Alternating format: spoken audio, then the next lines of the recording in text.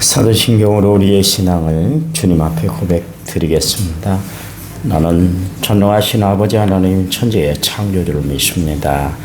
나는 그의 유일하신 아들 우리 주 예수 그리스도를 믿습니다. 그는 성령으로 잉태되어 동정녀 마리아에게서 나시고 본디오 빌라도에게 고난을 받아 십자가에 못 박혀 죽으시고 장사된 지 사흘 만에 죽은 자 가운데서 다시 살아나셨으며 하늘에 오르셔 전능하신 아버지 하나님 편에 앉아 계시다가 거기로부터 살아있는 자와 죽은 자를 심판하러 오십니다. 나는 성령을 믿으며 거룩한 공교회와 성도의 교제와 죄를 용서받는 것과 몸의 부활과 영생을 믿습니다. 아멘. 찬송가 369장입니다.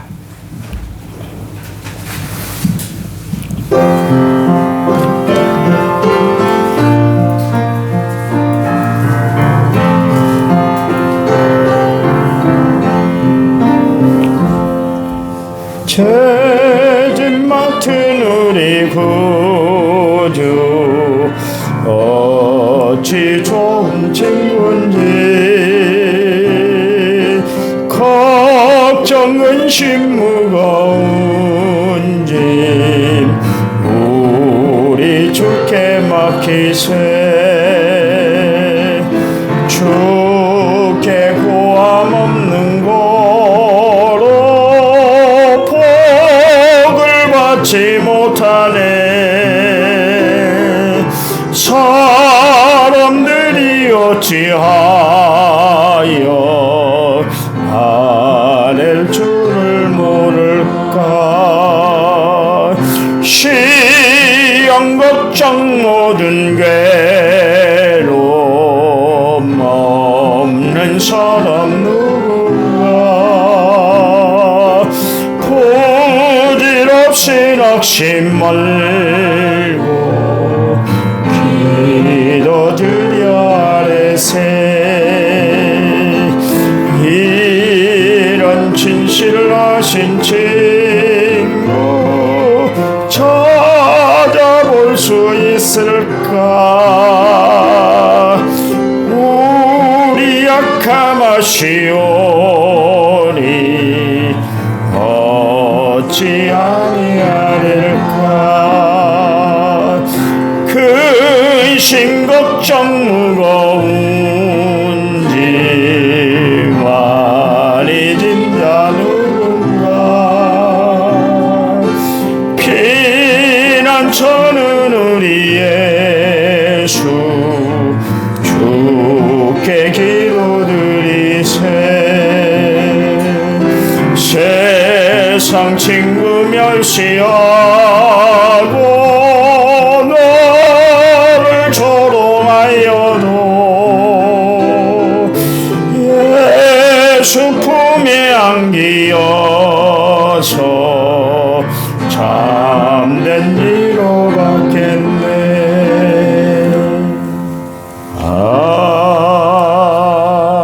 아멘. 성경 말씀 봅니다. 빌립보서 1장 3절에서 5절이에요.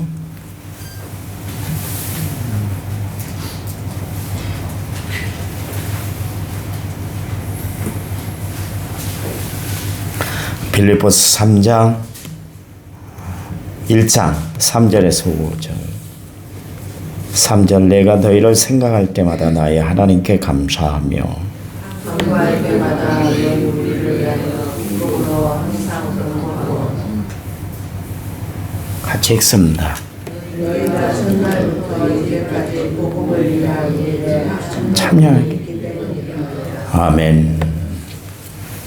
1차 번째 6천 네 번째 예물을 제가 하나님 앞에 드렸습니다. 찬양 부릅니다.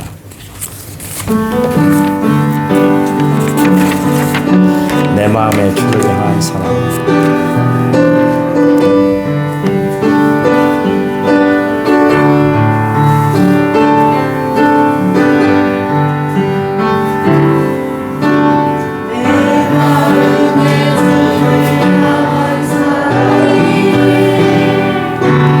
나의 말엔 주가 주신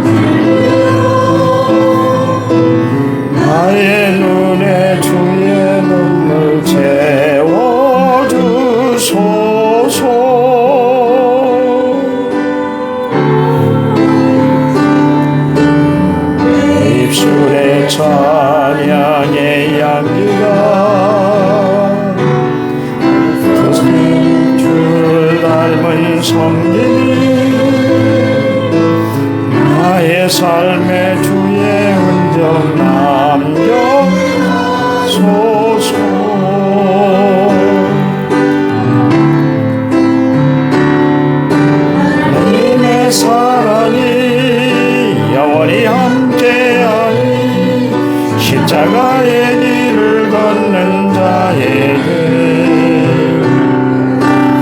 주의 삶을 사는 이에게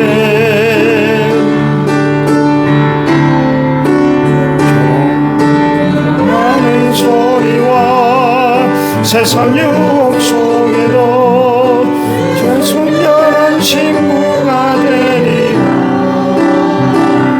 내 생명 주님께 드리리. 아멘. 살아가면서 여러 가지 우리 상황을 만나게 되잖아요. 그때 그 상황을 어떻게 받아들이느냐, 그것을 어떤 마음으로 받아들이냐가 참 중요한 것 같아요.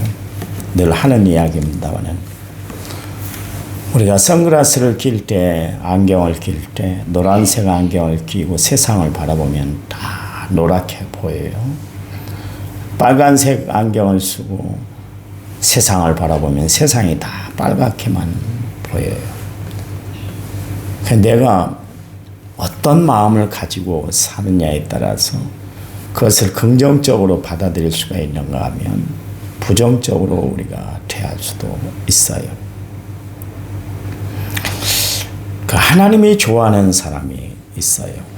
하나님이 좋아하는 사람은 어떤 사람이냐면 믿음의 눈을 가지고 살아가는 사람.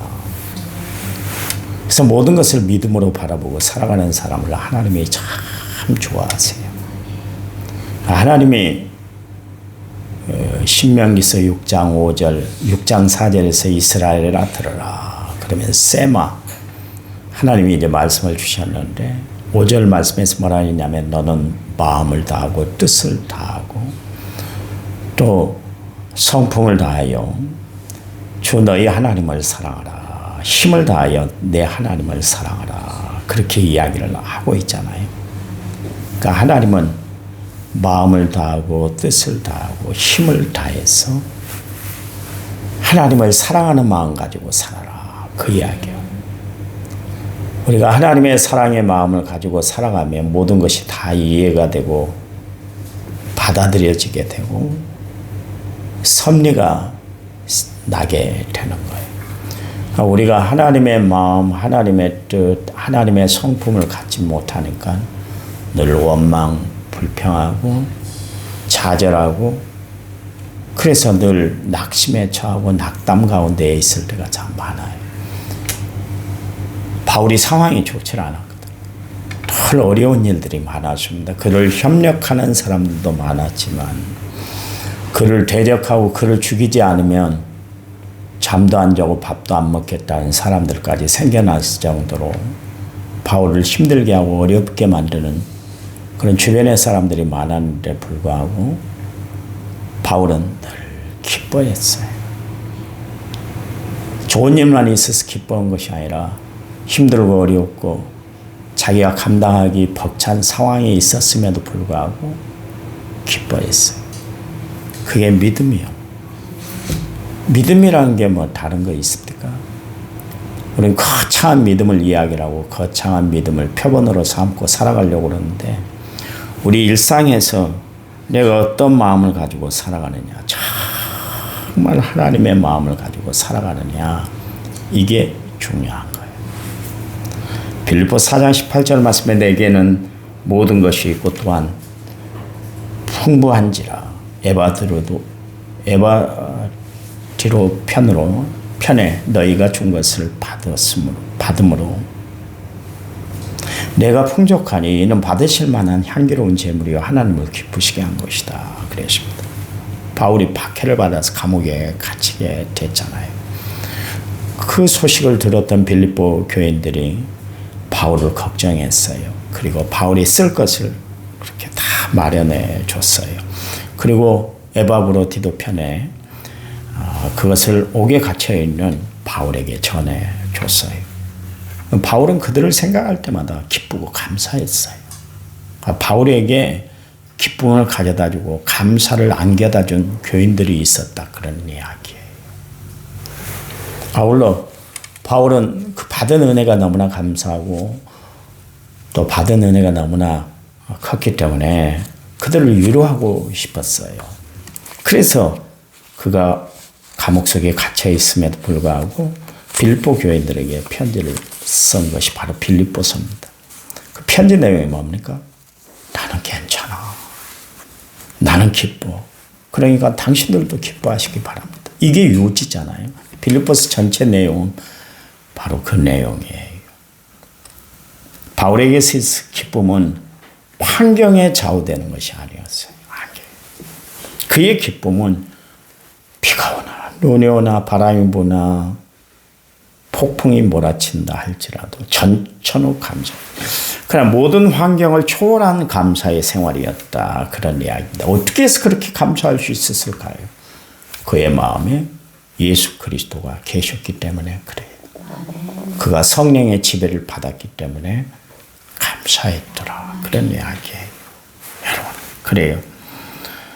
바울은 예수님이 늘 그와 함께 하시면서 언제나 자신을 사랑한다는 것을 잊질 않았어요. 또한 바울은 예수 그리스도의 그 복음에 합당하게 살면서 하나님 앞에서 꺼리낌 없이 살아가는 이 빌립보 교인들이 자식에는 기쁨이 됐어요. 생각을 해보세요. 처음 교회를 세웠잖아요.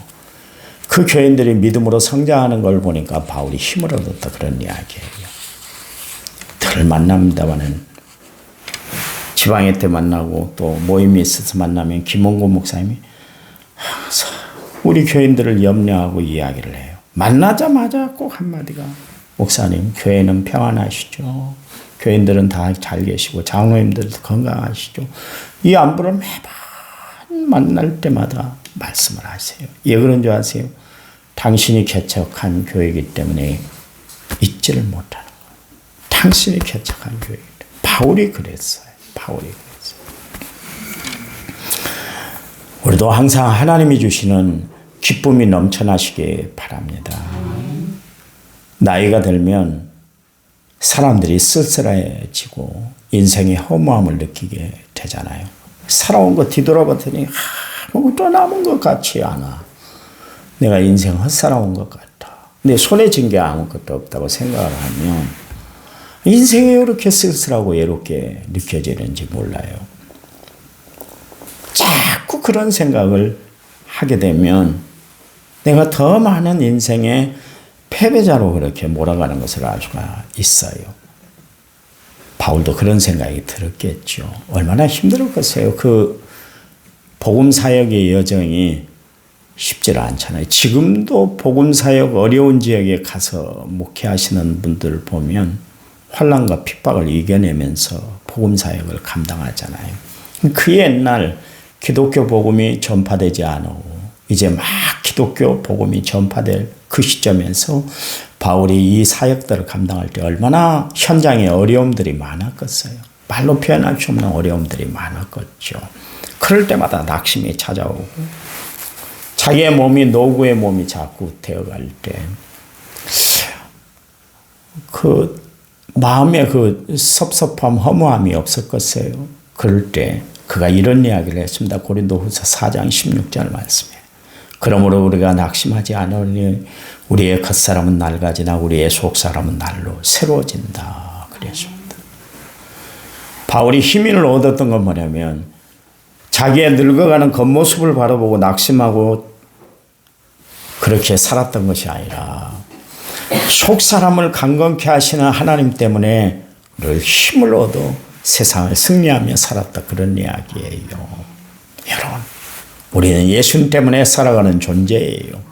우리는 예수님 때문에 이 세상에 존재의 이유가 있는 사람들이에요. 그러니 우리는 오직 주님을 생각하며 현재의 고난, 현재의 아픔, 현재의 시련을 이겨내고 살아갈 하나님의 사람들인 줄 믿으시기 바랍니다. 그래요. 오늘 3절에 보세요. 내가 너희를 생각할 때마다 나의 하나님께 감사한다. 바울은 빌립보 교인들을 바라볼 때마다 감사했어요.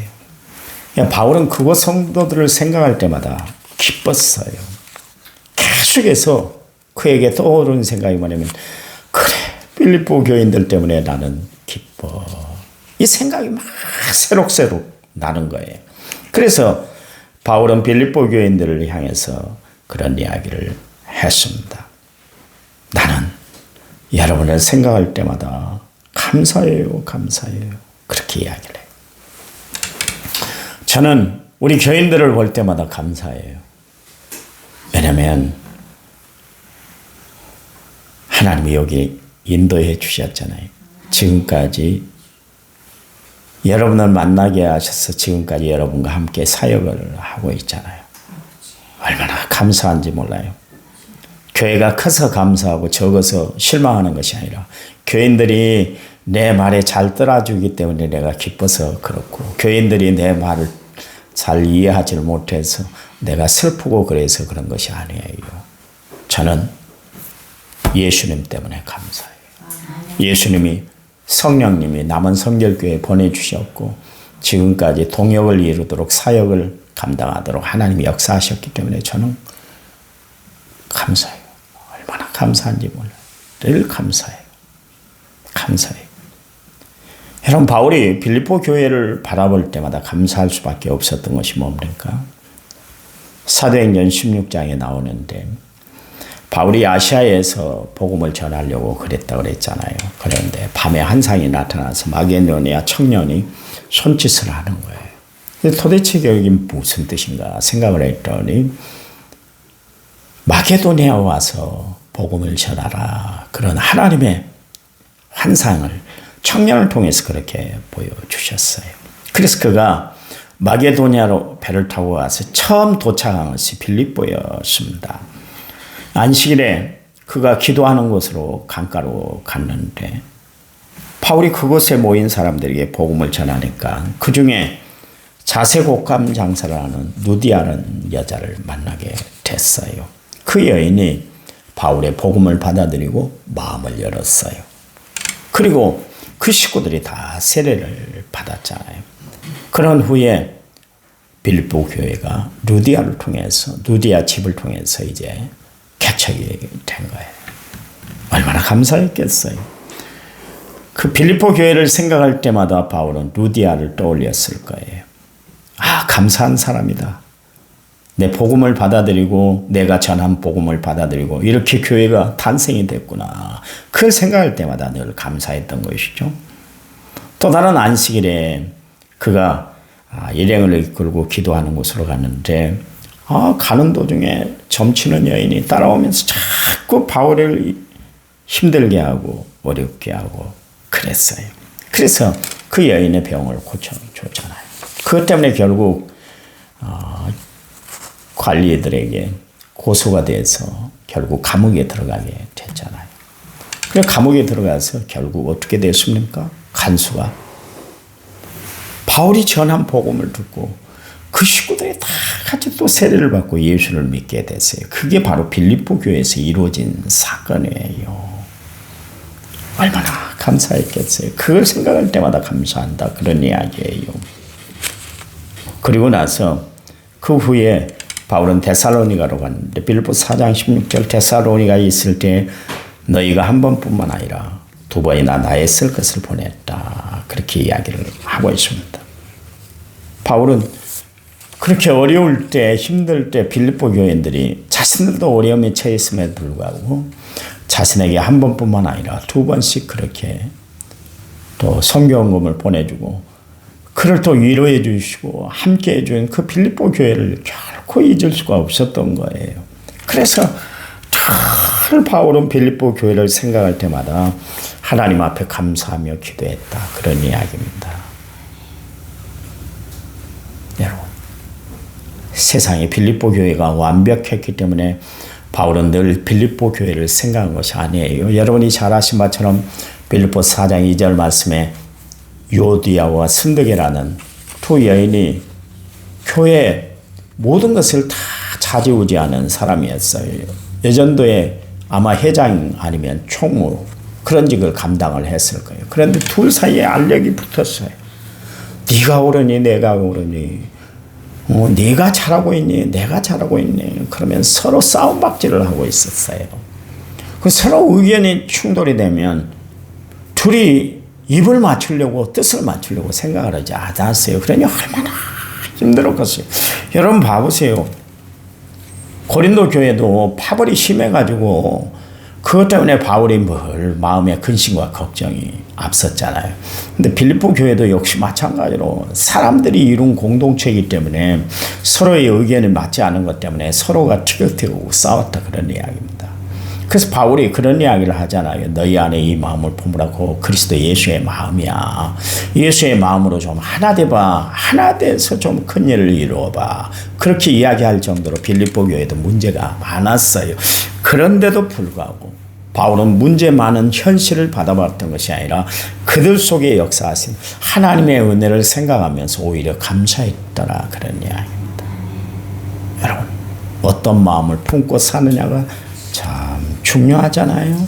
그래서 여러분 섭섭한 일에 속상한 일에 집착하지 마시고 그러한 일을 생각하면서 원망하고 불평하고 그렇게 살지 말고 밝은 마음을 가지고 바울처럼 감사하는 마음을 가지고 살아가는 성도들이 되시기 바랍니다. 감사하면 다 해결될 문제예요. 이스라엘 백성들 보세요. 원망 불평했더니 복지 가나안 땅 못 들어갔어요. 그런데요. 감사했던 여호수아 갈렙만은 가나안 땅을 들어갔대요. 여러분 차이가 뭘까요? 무슨 상황을 대하든지 간에 그것을 감사함으로 받아들이고 믿음으로 받아들이면 하나님의 선한 역사가 나타나기 때문에 그렇습니다. 예수 믿는 사람들은 어떻게 살아가는 사람들이에요? 감사할 조건을 찾아서 살아가는 사람들인 줄 믿으시기 바랍니다. 그래요. 바울은 오직 한 일 뒤에 있는 것을 잊어버리고 앞에 있는 것을 잡으려고 십자가만 폈대하고 달려간다 그랬습니다. 여러분 그래요. 오늘도 감사하며 살아가시기 바랍니다. 하나님 앞에 또 한 번 더 감사하며 살아가시기 바랍니다. 하나님이 지금까지 나를 이끌어 주신 것에 감사하고 살아가시기 바랍니다. 하나님 감사합니다. 날마다 감사의 조건을 찾고 살아가는 저희를 되도록 도와 주시옵소서. 예수님 이름으로 기도했습니다. 아멘. 합심해서 기도합니다.